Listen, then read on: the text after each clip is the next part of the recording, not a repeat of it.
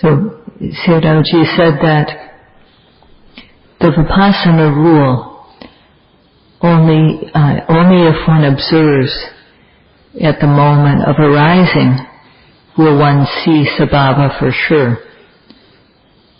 The true yogis understand the meaning of this rule by now.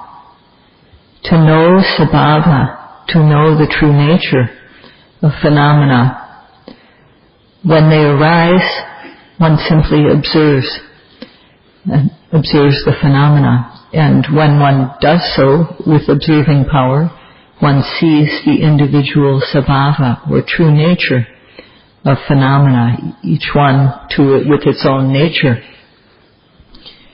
When one continues to practice and develops a further level of effort, mindfulness, and concentration, virya, sati, and samadhi, one comes to see how phenomena have common characteristics. And today Sayadaw will talk about how mental and physical phenomena has the same nature in terms of both theory and practice. The physical and mental phenomena, rupa and nama, that are the results of relevant causes, once they arise, they don't stay that way. They disappear. This coming into existence, arising of phenomena is called udaya in Pali. And vaya means they don't stay that way. They disappear. They fall apart. They dissolve. This nature is found in every single mental and physical phenomena. It permeates all this, the fact that they arise and then pass away, permeates all mental and physical phenomena. It's spread throughout them. And this is their common characteristic. So this is called a common characteristic, what they have in common. And this is called in Pali samanya lakkhana. Phenomena have the same way of behaving. They have the same lakkhana, or characteristic, in that they arise and then pass away. Having been born, they die. If what is born stays the same, then that would be good. But what arises slowly matures, ages, and due to one cause or other, it falls apart, is destroyed, or dies. The rupa and nama in one's being can't be preserved. One can't keep them from dissolving. In the end, they dissolve, they die. So if something arises and then passes away, is born and then dies, that's not good. And so it's called dukkha in Pali. And these things which have the characteristic of being impermanent and also being suffering, who causes this? Who causes phenomena to be like this? They simply arise due to causes, and then they fall apart. So there's no inherent self in any physical or mental phenomena that is controlling it. They have no control over themselves. So there's no self controlling how phenomena behave. They simply arise and then pass away because of causes. And due to this arising and passing away, They are oppressive. This is dukkha. And they are mere process. There's no self involved. This is anatta. These are the qualities or behaviors that all mental and physical phenomena have in common. Everything that we experience. But this isn't something that we come to see through reflecting on it. This knowledge arises naturally through seeing the individual qualities, individual sabhava of mental and physical phenomena. Through the practice, we see that there's physicality and mentality. And then we see how they are related as cause and effect. Only when we have seen like this and continue to practice, so that virya, sati, and samadhi, the bhavana mind, becomes very strong through our practice, this knowledge will develop naturally. And vipassana is that which knows the sabhava lakkhana, the individual characteristic, and the samanya lakkhana, common characteristics of phenomena. So, to make this arise, well, there are three parts that the Buddha spoke about that must be known. First of all, anicca, and the Buddha said, aniccaṃ vedita bhaṃ. That means the dhammas which are anicca must be known. Anicca must be known, the dhamma of anicca. And anicca lakkhanaṃ vedita bhaṃ, the characteristic of impermanence, of arising and then passing away, must be known. Anicca nupassana vedita bhaṃ is the third thing the Buddha said that had to be known. The knowledge which knows, which sees that things arise and then pass away and knows that they are impermanent, this knowledge must be known. So the Buddha defined these three things. First of all, anicca vedita bhaṃ, the dhamma of anicca. Anicca is to be known. What is anicca? Anicca means not nature. And so what nature means permanent, lasting. So anicca is that which is not nature, not permanent. It's the opposite of what is permanent. It's impermanent. It's what is impermanent. What is anicca is the physical and mental phenomena that we experience. For example, in our body, heat arises. Heat is rupa, physicality. And then there's the experience of the heat, the feeling the heat, the feeling of the heat. And then there's recognizing the heat. So these are nama. And there's also the heat contacting the body base, contacting the heat and the body base, contacting. The contact between these two is also nama, the quality of phassa. And then there's ordinary knowing, which is nama. So in the moment that the heat arises, there are also four mental qualities: the feeling, the recording quality, or perception, contact, and knowing. So these four things: feeling, recording or perception, contact, and knowing. So these These four are part of mentality, or nama. Nama is that which inclines towards the object. So all of these things are nama. They're all inclining towards the object. The heat is rupa, physicality.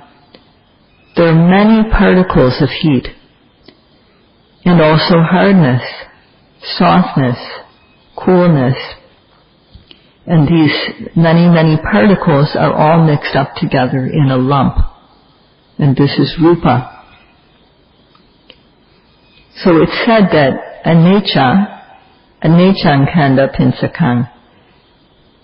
Anicca, what is anicca? It's the 5 khandas. So these 5 khandas, the first is rupa kanda, the group of physicality. And then there are 4 mental khandas. Vedana, or feeling, is the second. Sanya, or perception, is the third. Sankhara, and vijnana, or consciousness. So contact is part of sankhara khanda. So there are 5. We can think of it as just rupa and nama, 2 things, but it's also broken down into 5 groups. It's the same thing though. 5 khandas, just as described, are also divided as nama and rupa. And these nama and rupa, these 2, are anicca. Everything that is experienced at the 6 sense doors is anicca. Everything that we experience at the 6 sense doors is anicca. It is anicca and not otherwise. Or in other words, the receptor element, the base, arises and then passes away. The striker element also arises, then passes away. And the spark of seeing consciousness, hearing consciousness, smelling, tasting, touching consciousness, thinking consciousness, together with contact and feeling, these are the obvious mental components. There are others that occur together with them that are not obvious. These arise, and then they don't stay that way. They fall apart. They are destroyed. When one looks at a view, and it seems to be the same, but it's just occurring again and again. It has the nature the seeing is occurring again and again, as well as the object seen. Why should we see anicca? Why is it called anicca? It's called anicca because hutawa abhavato. That means it's called anicca because it arises due to causes coming together, and then it dissolves. Seeing dissolves, hearing, smelling, tasting, touching, knowing dissolve, lifting, moving, placing, heat, cold, all these things dissolve. Nothing stays as it is. It arises and then passes away. If we stand at the bank of a river and we look at the water flowing, it all looks the same. But that's because the water that is coming from upstream, flowing downstream, it all looks the same. This is called in Pali santati. Santati means the stream of occurrence, like a stream of water. It's the perception that of things being continuous. So in fact, the old water is always disappearing and the new is always coming in from upstream. The old and the new are different. The old goes downstream, new water comes in. They're not the same. They're different. But if we don't look, if we don't know this, we think it is permanent. But in fact, it's not that way. There's new water always coming in. This is what is meant by huttawa. There's always new ones arising. And then, abhavato, it disappears as though it weren't there at all, as though it had never been. So this is how anicca is described. So one has to observe, to look, so that one sees that the individual characteristics of rupa and nama, whatever they are, one should understand that every individual characteristic of rupa and nama is impermanent. It's said that huttawa abhavakaro anicca lakkhana. What occurs due to causes are rupa and nama. They arise due to causes coming together. That's what is meant by huttawa. And then, having arisen, they disappear. After seeing, it disappears. Having heard, it disappears. Having smelled, it disappears. Having tasted, touched, known, and so on, it disappears. Whatever was seen, heard, tasted, touched, smelled, it all disappears. Every individual true nature, every individual characteristic has this quality of arising and then passing away. This quality is called anicca lakkhana. This is the behavior of rupa and nama, of mental and physical phenomena, that they, having arisen, they pass away. Their way of doing this is called anicca lakkhana. That which knows sabhava lakkhana and samanya lakkhana is anicca nupassana jnana. This repeated observation which knows, it sees the phenomena arise and then pass away and knows they are impermanent. For example, when we're sitting, heat arises. Heat is rupa. It's the element of temperature. So it starts, it appears, and we observe it. We know the heat. So this is knowing the individual characteristic of physical phenomena. And this is knowing anicca. When one knows the heat, one knows the true nature of physicality, the rupa sabhava. This is knowing anicca. It arises, we observe it, and one heat after another, it disappears. Or, when observing it as a bump of heat, it gradually disappears. That way of disappearing is called anicca lakkhana, the behavior of disappearing, having arisen. While we observe the phenomena with steadfast observation, observing it as heat, with accurate aim, so that the factor of accurate aim is there, effort, collectedness of mind. When our noting is strong, we see it go away. And the knowledge arises that it went away. So what we know is sabhava lakkhana. And seeing it go away is its behavior, its manner. So it's said that while observing phenomena. Seeing something go away and knowing this is impermanent is called anicca nupassana jnana, knowledge of anicca.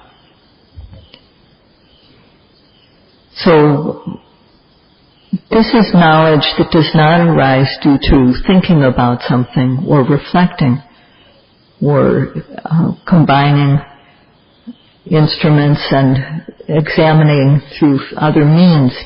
This is knowledge that arises due to personal observation. When it arises, when we observe the phenomena, it is a knowledge that arises as we observe the phenomena that occurs when we see it go away. This is called anicca nupassana jnana. An analogy for this is seeing a line of ants. From far away, it looks like a line. Is it a rope? Is it a stick? So it just looks like a line. That's the concept that we see. When we go forward, go closer, we see that it's moving. And at that point we know it's not a stick or a rope. We go closer and we see that there are individual ants moving. So from far away it looks like a line. And close up it looks like individual ants. So this is the nature of how we see when we see impermanence. This is seeing what is really there. Similarly, in our body,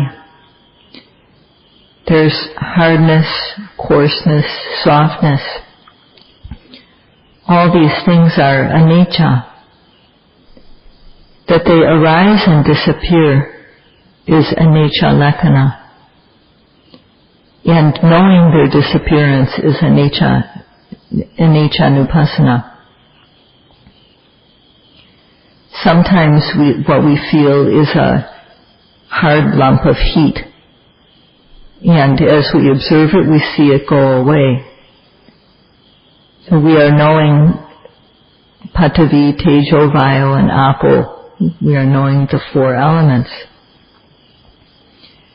All these things are anicca, the rising and the falling. Whatever we observe is anicca.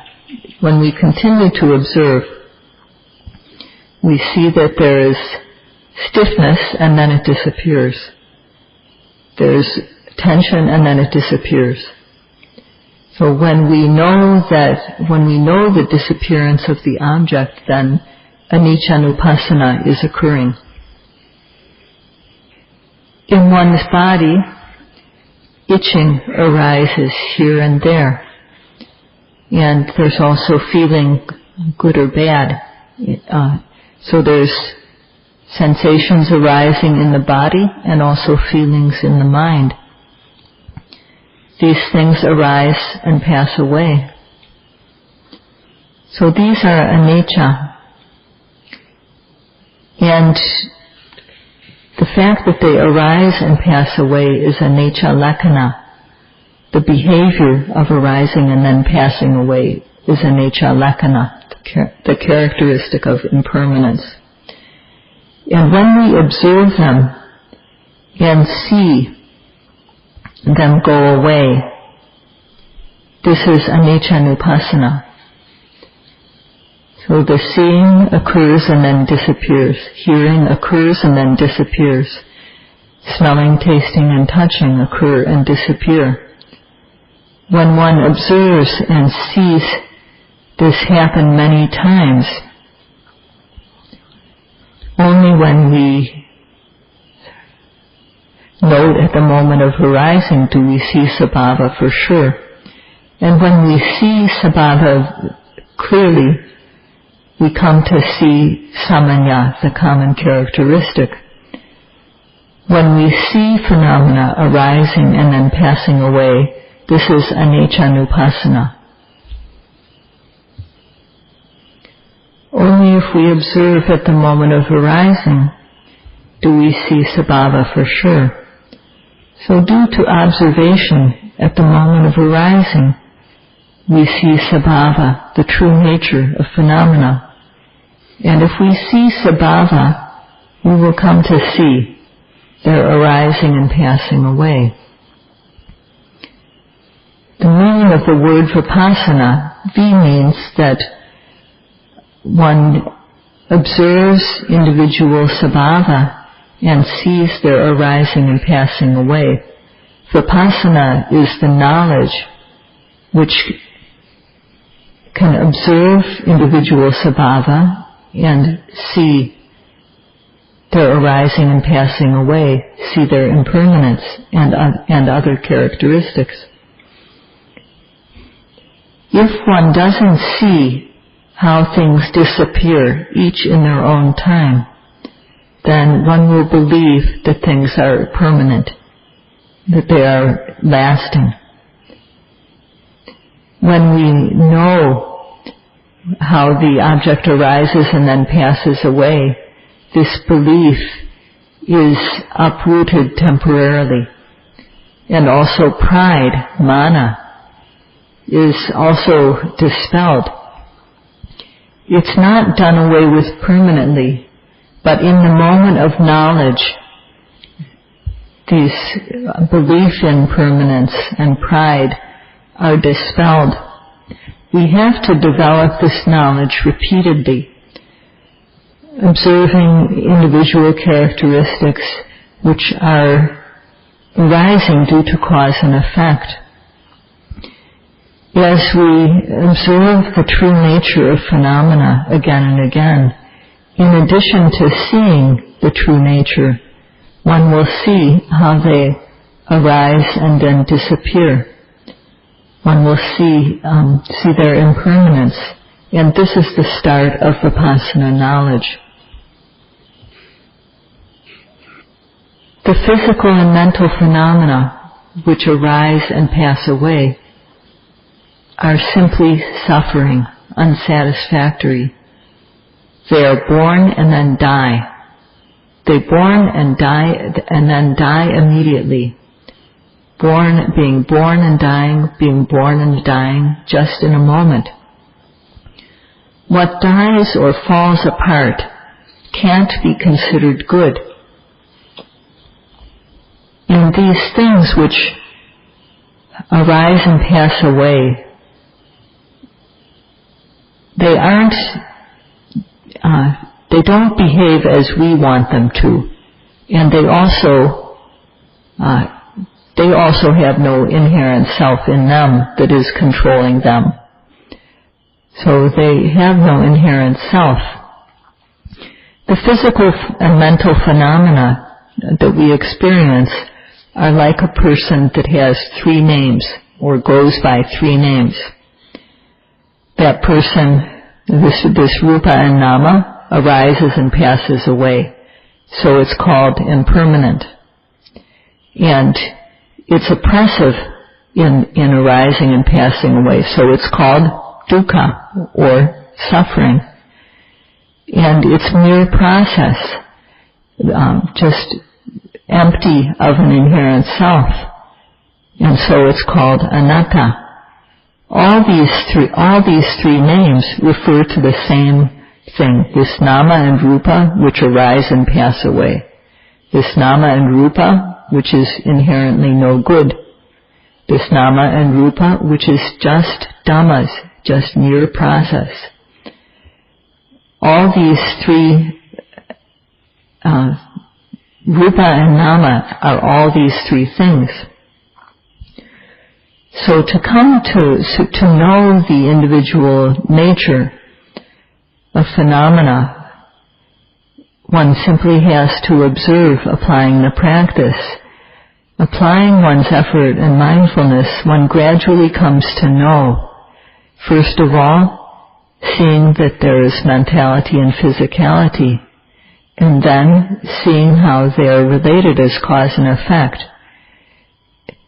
Knowing this is knowing anicca. So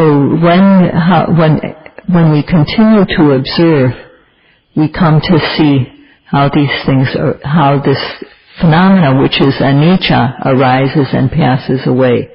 And Sayadawji will continue this topic tomorrow at 1 p.m. That's all for today. This topic tomorrow at 1 p.m. That's all for today. This topic tomorrow at